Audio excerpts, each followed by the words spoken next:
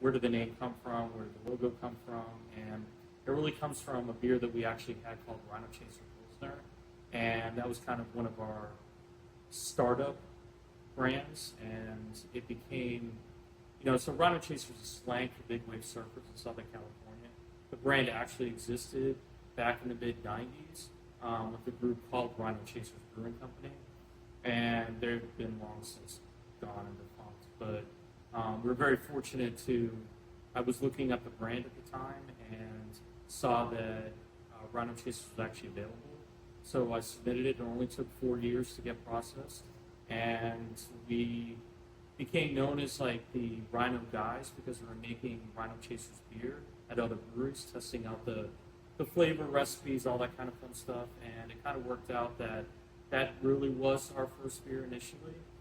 And because we became known as the Rhino guys, and at the time I didn't have a name for the brewery, it was one of those deals. It was my name, and that was horrifying, and everyone had my name. So we told the story to a place in Boston, not Baltimore. So we basically told them the story behind Rhino Chasers. And the story is that Rhino Chasers is slang for big wave surfers in Southern California. And those are the people that are out looking for the next big wave, the next adventure.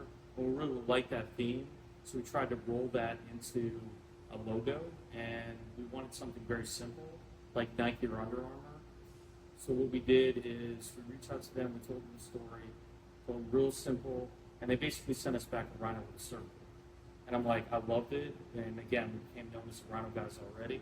And it was originally the logo for Rhino Chasers beer, which you can see around, but we really liked the logo so much that we decided to use it for the brand itself, for the brewery itself. So it makes absolutely no sense here in Ashburn, Virginia, because we are nowhere close to an ocean. So what we did is we just called him the Lost Rhino because he has a surfboard on his back. He's always looking for that next adventure, that next big wave.